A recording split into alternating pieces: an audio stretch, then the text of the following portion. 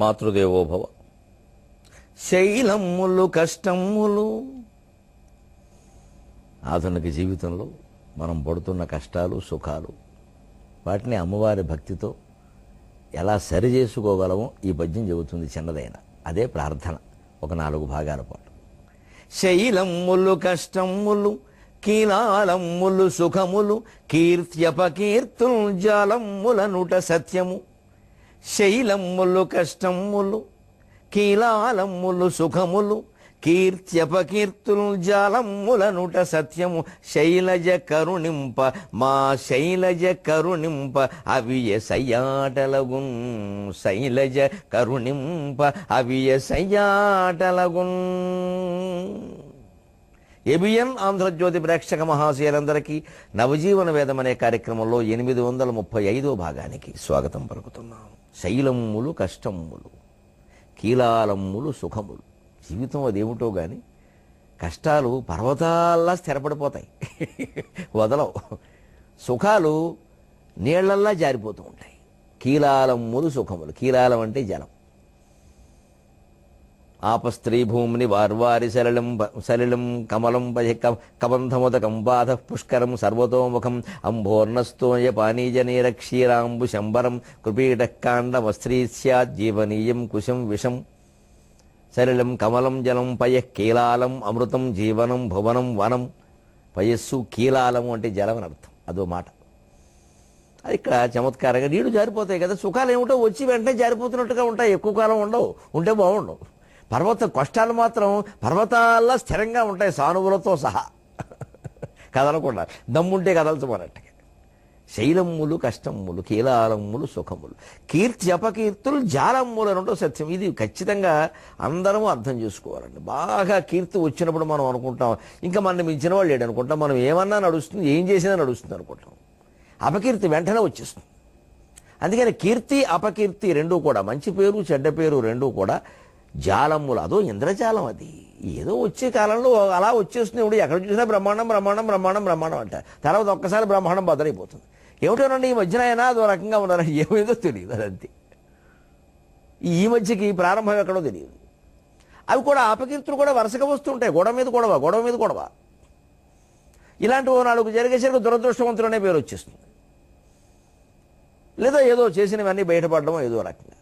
అందుకే ఈ వలయంలో చిక్కుకోకుండా ఉండాలి. పర్వతాల్లాంటి కష్టాలు కదిలిపోవాలన్నా, నీళ్లల్లాంటి సుఖాలు జారిపోకుండా ఉండాలన్నా, కీర్తి అపకీర్తి రెండూ మనం సమానంగా తీసుకోవాలన్నా కూడా శైలజ కరుణింప అవియ సంయాటలగున్. అమ్మవారు మనకు కరుణిస్తే, మన కరుణిస్తే వాటితో మనమే కీర్తితోనూ అపకీర్తితోనూ కష్టంతోనూ సుఖంతోనూ కూడా సయ్యాటలాడుకోవచ్చు. జీవితాన్ని ఉయ్యాలగా భావించాలి. అప్పుడే అది చెయ్యాట. ఉయ్యాల ఎప్పుడు ఇలా పెడుతుంది, మళ్ళీ ఇలా వస్తుంది. రాకపోతే ఉయ్యాల ఎందుకు? అది ఊగకూడదు అన్నప్పుడు అరుగు మీద కూర్చోవాలి, ఉయ్యాల ఎక్కకూడదు. ఉయ్యాల ఎక్కింది ఊగడానికే. ఆందోళన ఆందోళన అంటారు చాలామంది కదా. ఆందోళన అంటే ఏమిటండి? సంస్కృతంలో ఆందోళన అంటే ఉయ్యాల. ఎంత చక్కగా చెప్పారో. నాకు తెలుగు మీద ఎంత ప్రేమో సంస్కృతం మీద అంత భక్తి అండి నిజంగా. ఎందుకంటే ఆ పదాలు ఇవి నిజంగా దైవ భాష. మానవులు సృష్టిస్తే ఆ భాష అలా ఉండదు. నిజంగా దేవ భాష. దాన్ని నేర్చుకోలేకపోవడం నిజంగా దురదృష్టం. భారతీయుల వయ్యుండు కూడా సంస్కృతం అర్థం కావట్లేదు అంటే జన్మ నిరర్థకం, జన్మే నిరర్థకం. సంస్కృతం నేర్చుకుని తీరాలి. ఇష్టం లేకపోయినా నేర్చుకోవాలి, తిట్టడం కోసమైనా నేర్చుకోవాలి. సంస్కృతంలో కొన్ని విషయాలు, కొన్ని గ్రంథాలు, కొన్ని భావాలు నచ్చని వాళ్ళు ఉన్నారు. నచ్చకపోయినా నేర్చుకోవాలిగా, పోనీ తిట్టడం కోసమైనా నేర్చుకోవాలిగా. అసలు తిట్టడం కోసమైనా నేర్చుకోవడం మొదలు పెడితేనండి ఆ భాషలో ఉండే గొప్పతనం అర్థమైపోతుంది. ఎందుకంటే సంస్కృతం అంతరార్థ ప్రధానమైన భాష.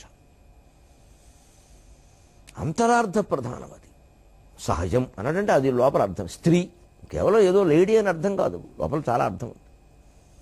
సహజం. తత్వం, అదే తత్వం. ఫిలాసఫీ అని చెప్పకూడదు.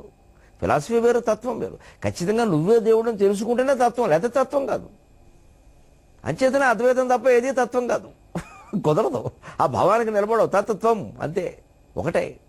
2, 3, 26 అంటే కుదరదు. అంటే తత్వం అంటే అద్వైతమే. అదే సనాతన తత్వం. ఆ పదాలు గొప్పతనం అంటే ఏదో పురుష, ఏదో మగవాడు కాదమ్మా. పురుషేతి ఏది పురుష. ఈ శరీరంలో ఉండే జీవుడు ఎంత అర్థం ఉంది.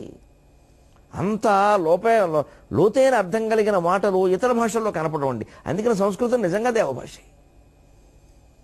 అలాగా శైలజ కరుణింపది సయ్యాటలాగా అంటే ఉయ్యాల సయ్యాటకని చూసుకోవాలి. జీవితం ఇది అంతే. కీర్తి వచ్చింది, అపకీర్తి వచ్చినప్పుడు కూడా బాగుందండి, 10 ఏళ్ళు మన గురించే చెప్పుకున్నారు అందరూ, ఇప్పుడు రివర్స్ అయింది వ్యవహారం, భరిద్దాం అంతే, మళ్ళీ పర్వాలేదు. అమ్మవారిని నమ్ముకుని ఉంటే ఏదో వ్యతిరేకంగా నడుస్తుంది అన్నటువంటి ప్రపంచం 2 నిమిషాల్లో మనకు అనుకూలం అవుతుంది. చిత్తశుద్ధి ఉండాలి, దైవభక్తి ఉండాలి. లోపల ఒకటి బయటకు ఒకటి పనికిరాదు, కపట ఉండకూడదు. ఏం చెబుతున్నామో అది చెయ్యాలి. చెయ్యలేకపోతే బాబు నేను చెబుతున్నాను కానీ నేను చెయ్యలేనయ్యా, మీరు చేస్తే బాగానే ఉంటుందని చెప్పాలి. కానీ వేదిక మీద చెప్పేది ఒకటి, వెనకాల జరిగేది ఒకటి అయినప్పుడు ఇవాళ కాకపోతే రేపైనా మొత్తం బయటపడిపోతాయని మొత్తం అనేది. అప్పుడు అమ్మవారిని శరణ వేడమే ప్రధానం, చిత్తశుద్ధే ప్రధానం. శైలమ్ములు కష్టములు కీలాలమ్ములు సుఖములు కీర్త్యపకీర్తులు జాలమ్ముల గుట సత్యము శైలజ కరుణింప అవియ సయ్యాటలగున్. మన కథలో మనం ప్రవేశిద్దాం. ఈ 4 భాగాలు ఈ ఉయ్యాల లాంటి ప్రార్థనను కొనసాగిద్దాం. కుప్పలు కుప్పలై పెరుగు కోట్లవి చాలక లుబ్ధమూర్తులై ఉప్పున పన్ను వేసిరి. కుప్పలు కుప్పలై పెరుగు కోట్లవి చాలక లుబ్ధమూర్తులై ఉప్పున పన్ను వేసిరి. గురుత్తముడవు మన గాంధీ దండిలో గుప్పిట ఉప్పు బట్టగన గుప్పని లేచినది ఉద్యమా అగ్ని. గుప్పిట ఉప్పు బట్టగన గుప్పని లేచినది ఉద్యమా అగ్ని. లాకప్పులో లాఠి దెబ్బలును కానుకలయ్యను జాతి నేతకున్. లాకప్పులో లాఠి దెబ్బలును కానుకలయ్యను జాతి నేతకున్. ఇక్కడ ఉప్పు సత్యాగ్రహం కోసం ఆ పకారద్వయ ప్రాస ఎంచుకున్నాడు సాగర ఘోష కవి. దానికోసమే పద్యం నడిపించాడు. ఎంత అందమైన మాటలు వచ్చాయి. కుప్పలు కుప్పలై పెరుగు కోట్ల విచాలక రకరకాల పన్నులు వేశారు. మన బట్టలు తీసి వాళ్ళ బట్టలన్నీ అంటగట్టారు. మిల్లు బట్టలని దుర్మార్గులు. వాళ్ళ వస్తువులన్నీ అంటగట్టారు. వాళ్ళ దేశంలో పండినది ఏదైనా మిగిలిపోతే మనకంట కట్టారు. మన దేశంలో అదనంగా పండిన ఉంటే మనకు ధరలు తగ్గించడం మానేసి వాళ్ళ దేశాలకు రవాణా చేసుకున్నారు. అందుకోసం వేసుకున్నారు ఓడ మార్గాలు, రైలు మార్గాలు. దుర్మార్గులు. బ్రిటిష్ వాళ్ళు ఏదో సౌకర్యాలు కల్పించారంటారు, బుద్ధి లేని మాట. వాడు దోపిడీ కోసం వాడు కల్పించుకున్నాడండి. మన మీద ప్రేమ వాడికి ఎందుకు ఉంటుందండి? మన మీద ప్రేమ మనకే లేదయ్యే. వాడికి ఎందుకు ఉంటుందండి? అజ్ఞానం కానీ. వాడి సౌకర్యాలు. ఇక్కడి నుంచి పంట మరి చేరయ్యాలంటే ఓడ మార్గం దాకా, సముద్రం రేవు దాకా వెళ్ళాలంటే రైలు మార్గం లేకుండా ఎలాగా? మనుషులు మేమంటే మళ్ళీ ఆ మనుషులు భారతీయులే, మేము మొయ్యమంటే పైగా కూలి పని ఎక్కువ ఇయ్యాలి. అన్నీ దోపిడీయేనండి. బ్రిటిష్ వారు రైలు మార్గములను వేసిరి బ్రాకెట్లో దోచుకున్నట్టు కొరకు అని పెట్టాలి. బ్రిటిష్ వారు గొప్ప భవనములను కట్టిన వాళ్ళు ఎవరండి? తాజ్మహల్ నిర్మాణానికి రాళ్ళెత్తిన కూలీలు ఎవరు? బ్రిటిష్ వాడు ఎవడండి కట్టడానికి? మాట్లాడతారు కానీ ఇక్కడ వాడు కదా, మేస్త్రి ఇక్కడ వాడు కదా, కూలీలు ఇక్కడ వాడు కదా. ఆ గట్టితనం, ఆ నీతి, ఆ నిజాయితీ అంతా భారతీయులది. అది బ్రిటిష్ వాళ్ళ నిజాయితీ కాదు. వాళ్ళకి ఎవరో అజమాయిషీ చేశారు. ఆ మాత్రం అజమాయిషీ మనం చేయగలిగితే, మన నైపుణ్యాన్ని మనం వినియోగించుకోగలిగితే, జపాన్ టెక్నాలజీ, సింగపూర్ టెక్నాలజీ దేనికంటే పని లేక మన టెక్నాలజీ ఏమైంది? ఆంధ్ర టెక్నాలజీ, తెలంగాణ టెక్నాలజీ అంతం తెలివితేటలున్నాయి, ఇంతం తెలివితేటలున్నాయి. మన వాళ్ళేమో విదేశాల్లో ప్రదర్శిస్తున్నారు ఈ తెలివితేటలన్నీ. ఉప్పు నీటిని మంచినీటిగా మార్చేటువంటి సాధనాన్ని అమెరికాలో ఉన్న తెలుగువాడు కనిపెట్టాడు. కారంచేడు ఇంటి పేరు కలిగిన అబ్బాయి, సురేష్ కారంచేడు ఏదో ఉంది అతని పేరు. తెలుగువాడండి. అతను ఇక్కడ చదువుకునుంటే ఎంత బాగుండేది. ఇవాళ ప్రపంచం అంతా ప్రశంసిస్తుంది. సముద్రంలో 90% ఉప్పు నీరే కదా, 10% గురించి ఆలోచిస్తారేమిటి? ఆ 90% మంచినీటి కింద మార్చచ్చు కదా అని మన కుర్రాడు కనిపెట్టాడండి. అది ఇప్పుడు ఆ కీర్తి ఎవరికి పోతుంది? అమెరికా వాళ్ళకి పోతుంది. మన వాళ్ళని మనమే దూరం చేసుకున్నాం. తల్లిదండ్రులైనా దేశభక్తి నేర్పరు. ప్రభుత్వమైనా వారిని గుర్తించక అట్టిపెట్టుకునే ప్రయత్నం చేయదు. వీరికి డబ్బు కావాలి, వారికి ఎవడున్నా అక్కర్లేదు ప్రభుత్వానికి. అన్నీ వెళ్ళిపోయే బయటికి ఎక్కడికో. ఇప్పుడు మనం ఊరికే నోబెల్ బహుమతి సాధిస్తే 100 కోట్లు ఇస్తామంటే ఎక్కడి నుంచి సాధిస్తారు? ఎలాగా? నోట్లోకి ముద్దలైన రోజుల్లో నోబెల్ బహుమతి ఎక్కడి నుంచి వస్తుందండి? ఎన్ని తెలివితేటలు ఉండాలి? ఆ తెలివితేటలు ఉండాలంటే ఆ వాతావరణం ఎలా ఉండాలి?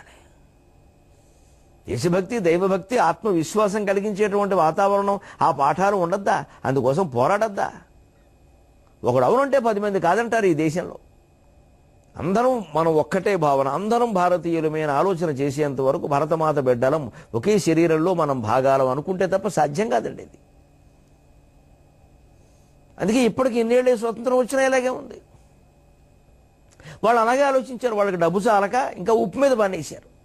గురుత్తముడో మన గాంధీ దండిలో గుప్పిట ఉప్పు పట్టగానే గుప్పన లేచినది ఉద్యమాగ్ని.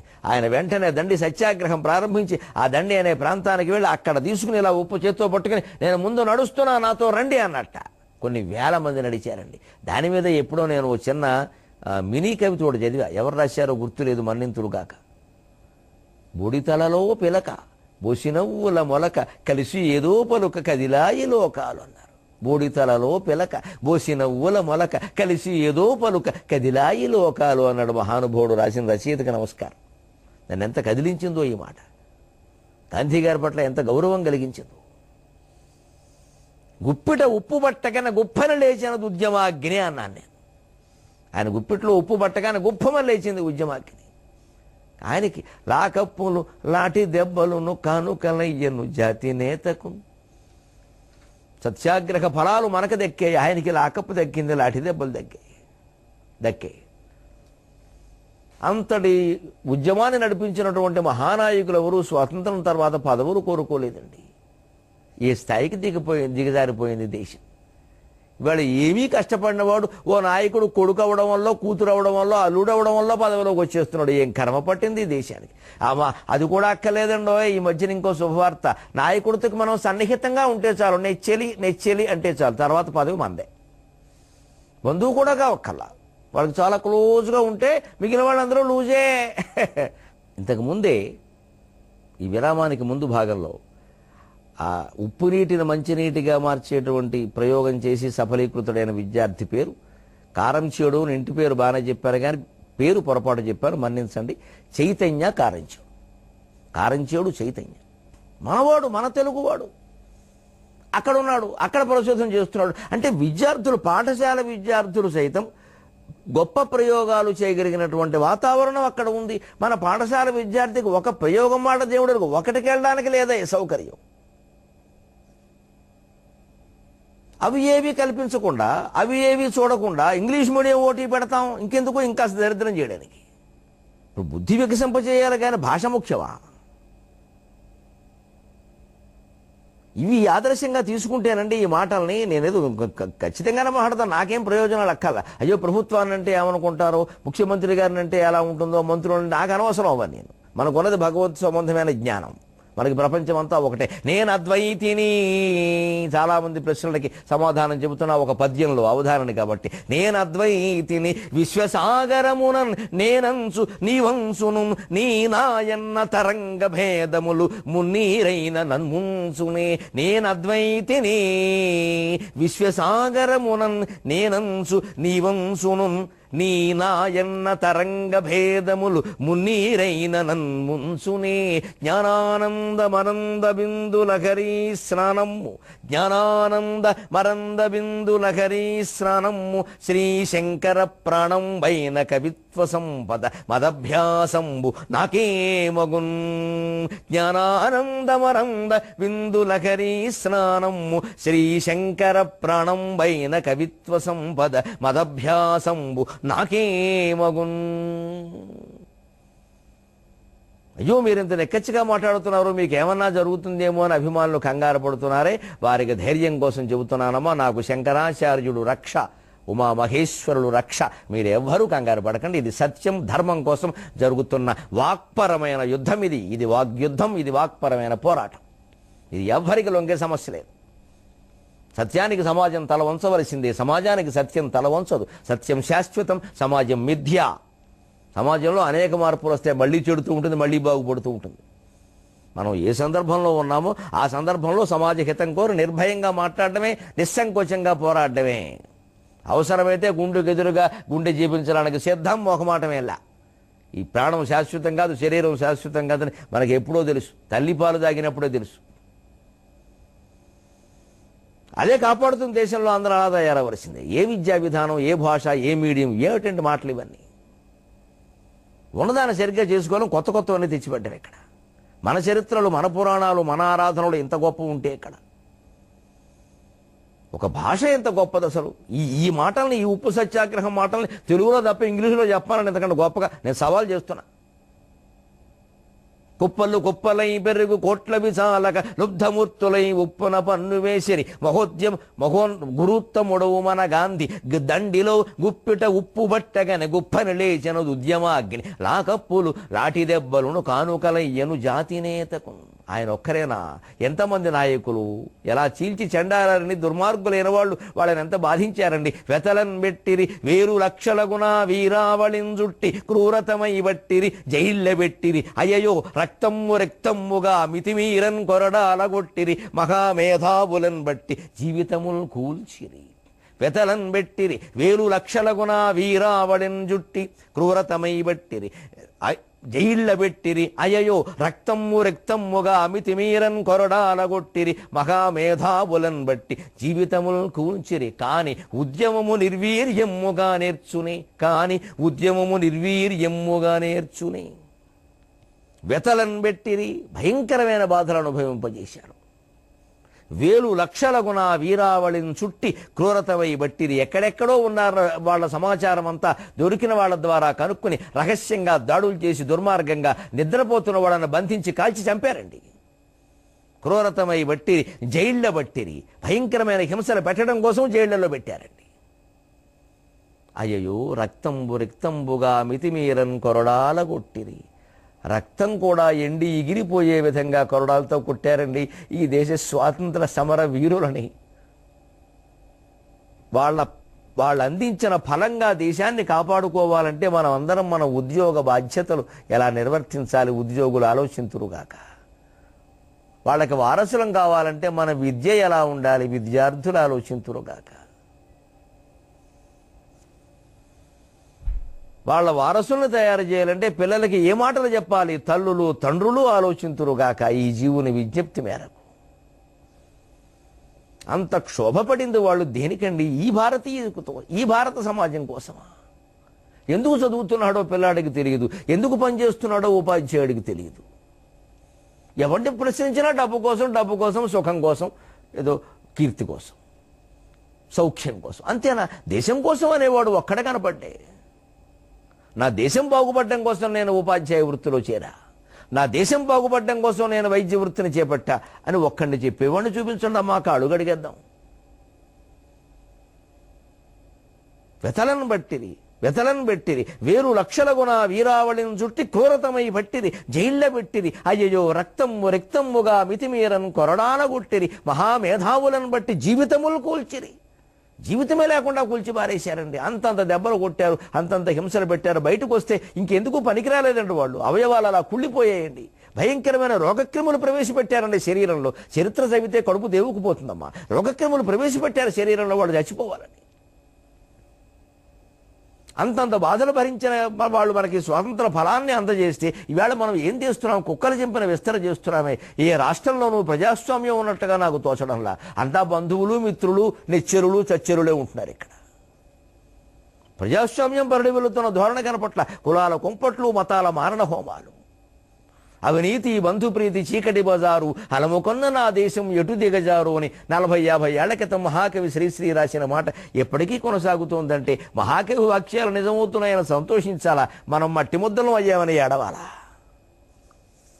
నిజమవ్వాలన్నా వారు కోరుకున్నది. సమస్యలు పరిష్కారం కావాలని కదా ఆ మహాకవి అంత తెగించి అన్ని బిరుదులు అన్ని సన్మానాలు కోల్పోయి అంత సమాజం వ్యతిరేకించినా సరే ప్రభుత్వాలన్నీ వ్యతిరేకించినా సరే మహాకవి శ్రీశ్రీ ఆ మాటలే ఎందుకు రాశారండి? ఆ మాటలు రాయకుండా ఉండే ఆయనకి జ్ఞానపీఠం ఇచ్చేవారండి. కానీ అవేం ఆశించలేదే ఆయన. ప్రజలు చైతన్యవంతులైతే చాలు అనుకున్నాడే. ఇవాళ శ్రీశ్రీని ఓ పక్కకి గంటేశాం, విశ్వనాథన్ ఓ పక్కన గంటేశాం, మనమో మూల కూర్చున్నాం ఇక్కడ. కరుణశ్రీని ఓ పక్కకి గంటాం, జాషువా గారిని ఓ పక్కకి గంటాం. ఎవరి నుంచి ఏం గ్రహించట్లేదు. మనం నాయకులకు దండలేసి పండగలు జరుపుకుంటున్నాం అంతే. ఏ ఒక్కరి నుంచి ఏం గ్రహించినా మనం ఇలా ఉండమండి. కానీ ఉద్యమము నిర్వీర్యముగా నేర్చునే మాటలను వ్రాతలు మౌన విప్లవములను మర్యాదగా పోవ మీరీటలు రువ్వుచునున్నవారు ఇక మంది లేదు. క్విట్ ఇండియా మూటల్ ముల్లెలు సర్దుకుండనుచు ఆ మున్నీరు ముంచెత్తెనో కూటం ఒక్కట కూలెనో ఎనగా దిక్కులు ముట్ట గర్జింపరే. రాక్షసుల దగ్గర మాటలు వ్రాతలు పనిచేయవండి, అక్కడ ఈటలే పనిచేస్తాయి. మనం మాటలు చెబుతుంటే వాళ్ళు ఈటలు రువ్వుతున్నారు. మనం వ్రాతలు రాస్తుంటే కాగితాల మీద వాళ్ళు మన తలరాతలు రాస్తున్నారు. అప్పుడు ఎందుకు క్షమించాలి? ఎంతకాలం క్షమించాలి? మాటలు వ్రాతలు మౌన విప్లవములను మర్యాదగా ఓవ మీరీటలు రువ్వుచునున్న వారు లేక మందే లేదు, క్విట్ ఇండియా అని బ్రహ్మాండమైనటువంటి ఉద్యమం వచ్చిందండి. క్విట్ ఇండియా ఉద్యమం. విడిచిపెట్టండి ఇండియా అని. రెండో మాట వద్దు. ఇక మళ్ళీ అది ఇస్తాం ఇది ఇస్తాం, ఇక ప్యాకేజీలు పథకాలు వద్దు, తీసిపారాయి. నువ్వు లీకేజీ మాకు కావాలి, నువ్వు వెళ్ళిపో, నువ్వే ప్యాకేజీ, నీ ప్యాక్ మొత్తం సర్దుకో, మూటలు ముల్లెలు సర్దుకోండు అనుచు ఆ మున్నీరు ముంచెత్తును కూటం ఒక్కట కూలేను అనగా దిక్కులు ముట్ట గర్చింపరి. ఓ సముద్రం ఏదో మొత్తం ఇక భూమి మీదకి వచ్చి పడిందా అన్నట్టుగా, హిమాలయ పర్వత కూటం కింద పడిందా అన్నట్టుగా, కూలిపోయిందా అన్నట్టుగా దిక్కులు ముట్ట గర్జింపరే. అడవులు నదులు ఎడారులు కొండలు ఎడారులా మనకు అడ్డంకి అంటాడు మహాకవి మహాప్రస్థానం. భారత స్వాతంత్ర సంగ్రామం ముందు ఆ వీరుల కంఠ గర్జన ముందు ఏదీ నిలబడలేదండి. మాటలతోటి రాతలతోటి ఏదో కాగితాలు ఇచ్చి మేము చేస్తూ ఉంటే ఓపిక పడుతూ ఉంటే అర్థం చేసుకోరే. ఎందుకంటే అతివాదులు మితవాదులు చాలా సాగేయండి పాపం. ఆ గోపాలకృష్ణ గోఖలే లాంటి వాళ్ళు పాపం మితవాద వర్గంలో ఉన్నారు, తిలక్ లాంటి వాళ్ళు అతివాద వర్గంలో ఉన్నారు, సుభాష్ చంద్రబోస్ సరే సైన్యాన్ని పోగేసే ప్రయత్నంలో ఆ మహానుభావుడు ఉన్నాడు. నిజంగా ఈ దేవిని అర్చించడానికండి ఎవరు తేగలిగిన పువ్వులు వారు తెచ్చారండి. హింస అని లేకుండా అందరినీ మనం తలుచుకుని నమస్కారం చేయాలమ్మా. ఆగస్టు 15ని, జనవరి 26ని, అక్టోబర్ 2ని జాతీయ పర్వదినాలుగా భావించి సెలవులిచ్చేది ఎందుకంటే ఈ విషయాలు తల్లిదండ్రులు ఉపాధ్యాయులు పిల్లలకి చెప్పడానికి, చాకలెట్ తిని వెళ్ళిపోవడానికి కాదండి. సెలవు అందుకోసం, సెలవు ఊరికే మనం నిద్రపోవడానిక, దానికి ఏదైనా ఇంకో రోజు కలిసి వస్తే మనం ఊరు వెళ్ళిపోయి వ్యవసాయం పనులు చూసుకోవడానిక. ఇప్పుడు అలాగే ఆలోచిస్తున్నాం మనం సెలవులు అనేసరికి. పర్వదినాల్లో సెలవులు ఎందుకంటే ఇప్పుడు పనిచేసిన వాళ్ళకి ఆదివారం సెలవు ఇస్తే వేరే విషయం ఉండేది, అది విశ్రాంతి కోసమే. ప్రతి ఆదివారం ఏం పర్వదినం కాదు. కానీ ఓ సంక్రాంతి పండుగ ఎందుకు, 3 రోజులు ఎందుకు, తిని కూర్చోవడమేనా? సంక్రాంతి ఏమిటి, కనుమ ఏమిటి, విశేషాలు ఏమిటి, భోగి ఏమిటి, అసలు అవి ఎలా ఏర్పడ్డాయి, వాటిలో ఉండే అంతస్తత్వం ఏమిటి, అది తెలుసుకోవాలా వద్దా? అలాగే దీపావళి ఎందుకు దీపాలు పెట్టాలి? చీకటిని పోకుండా దీపాలు పెట్టడం బాంబులు పేరుస్తారేమిటండి? అందులో మళ్ళీ ఏవో కలపడం. సేవ టపాకాయలు ఏదో మా చిన్నతనాల్లో ఏదో విడిగా శిశింద్రియాలను ఉండే వేసుకునేవాళ్ళు. దానికి బదులు ఎంత వచ్చాయి. ఇక మొత్తం తూర్పుగోదావరి జిల్లాలో సామర్లకోటలో హనుమంతుడి తోకలా తయారైంది. ఎర్రవరం ఆంజనేయ స్వామి తోకలాగా. ఇక ఎంత పడుకుంటుందో తెలియదు ఈ సేవ టపాకాయ. 1000 వాలా 10,000 వాలా మొత్తం జలియన్ వాలా బాగులో తయారైంది.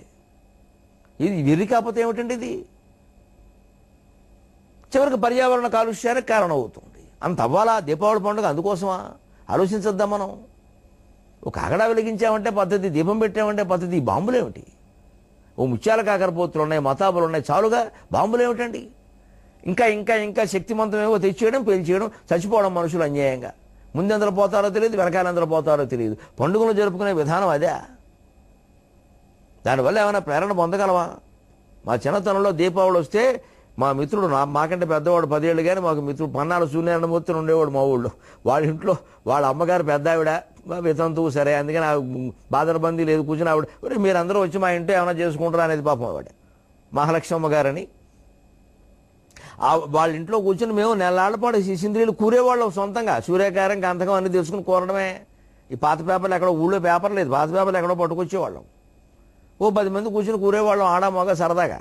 తర్వాత అందులో ఆ కూరగా వచ్చిన శిశింద్రియులు మొత్తం అందరూ పంచుకునేవాళ్ళం. తర్వాత ఒకళ్ళ జేబుల మీద ఒకళ్ళు వేసుకునేవాళ్ళం, అది వేరే విషయం. అది అంతే, అదే సరదా. పైగా నరకాసురుడు నాడు, నరక చతుర్దశి నాడు ఖచ్చితంగా నరకాసురుడు బొమ్మ మట్టి తయారు చేసి వాడి చేతిలో 4 శిశింద్రియులు పెట్టి, శ్రీకృష్ణుడు బొమ్మ తయారు చేసి ఈయన చేతిలో 2 టపాకాయలు పెట్టి కాసేపు టపటపా యుద్ధం చేయించి చివరికి నరకాసురుడు ఓడిపోయేలా చేస్తే ఎంత పరమార్థం గ్రహించామండి. పరమాన్నం వండుకుని తిని కూర్చున్నావా? ఆ రోజులే రోజులు నిజంగా చెప్పాలంటే. నెలల పాటు ఉత్సాహంగా చేసాం, ఎక్కడ గాయాలు అవ్వలేదు ఎవరికేను. ఇప్పుడు విపరీతంగా వేలకు వేలు ఖర్చు అయిపోతున్నాయి, గాయాలు అవుతున్నాయి, వాతావరణ కాలుష్యం వస్తుంది. పండగలకు సెలవు ఎందుకంటే పండగ తత్వాన్ని అర్థం చేసుకుందుకు, దాని గురించి ఒక ప్రవచనం వినడానికి, దాని గురించి ఉపాధ్యాయులు చెప్పే పాఠాలు ఏమైనా ఉంటే వినడానికి. అందుకోసం దాన్ని ఉపయోగించుకోవాలి. దాన్ని మళ్ళీ ఏదో మూఢాచారాలు పెంచేసేసి ఈ పండగ పాటిస్తే ఏదో పిల్లలు కలుగుతారు, ఉద్యోగాలు వస్తాయి, ఇవన్నీ అనవసరం. దాని వెనకాల ఏ ఫలితాలు లేకుండా పండగ చేసుకోలేమా? ఏ ఫలితాలు లేకుండా ఆగస్టు 15 భారతమాతకి దండం పెట్టలేమా? దానికి ఒక ఫలితం కావాలా? ఈ ఫలితం ఆశించడం ఏంటండి యథోదరిద్రం. భగవద్గీత అంతా ఫలితం ఆశించద్దని చెబితే అటు భక్తి మార్గం బోధించేవాళ్ళు తప్పుదారులు నడిపిస్తారు, ఇటు అసలు బోధించిన వాళ్ళు మొత్తం దేశాన్ని దేవుణ్ణి రెండు వదిలేశారు, ఊరికే పడుకుంటున్నారు. సమన్వయం చేసుకోలేమా మనం? వాళ్ళు ఏం ఆశించారండి నిజంగాను? ముఠలు ముల్లెలు సర్దుకుంటనొచ్చు ఆ మున్నీరు ముంచెత్తునో కూటంబొక్కట కూలునో అనగా దిక్కులు ముట్ట గర్జింపరే. దెబ్బకంత గర్జన చేస్తే అయిపోయింది. సాగినది ఇన్ని రోజులు ఇక సాగదు, భారత వీర విప్లవం బాగదు, ఆంగ్ల రాజ్యరవి అస్తమితుండగుటింక తప్పదంచు ఏగిరి వందే మాతరం వందే మాతరం వందే మాతరం. పారిపోక తప్పలేదండి బ్రిటిష్ వాడికి. సాగినది ఇన్ని రోజులు ఇక సాగదు, భారత వీర విప్లవం బాగదు, ఆంగ్ల రాజ్యరవి అస్తమితుండగుటింక తప్పదంచు ఏగిరి ఊరకే గుదురే ఊరకే గుదురే ఇంటికి చిచ్చును పెట్టిపోయిరి. ఈ యాగధరిత్రిలో మత మహాగ్నులలో చలిమంట కాగుచున్ ఏగిరి ఊరకే గుదురే. వాళ్ళు వదిలిపెట్టారండి దేశాన్ని, కానీ ఊరికే వదిలిపెట్టలేదండి దుర్మార్గులు. అంటించవలసిన కొంపలు అంటించేశారండి, పెట్టవలసిన చిచ్చు పెట్టేశారండి మన బలహీనత కారణంగా. ఆ చిచ్చేమిటో అంటించిందేమిటో, ఇంత చేసిన మహాత్ముల స్వాతంత్ర సంగ్రామం వల్ల మనం పొందిన ఫలితం ఏమిటో బాధాకరమే అయినా తెలుసుకుందామండి మళ్ళీ జాగ్రత్త పడడం కోసం. 23.5 గంటల పాటు ఆ స్వాతంత్ర సమర వీరులకు శ్రద్ధాంజలి ఘటిస్తూ ఉండిపోదామమ్మా. సెలవు.